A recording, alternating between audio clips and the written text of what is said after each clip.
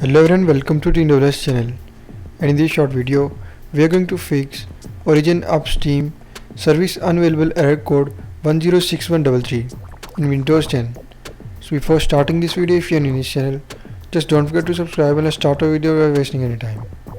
So to fix origin upstream service unavailable error, first of all you just need to open origin and then follow every single step as I am showing you in this video.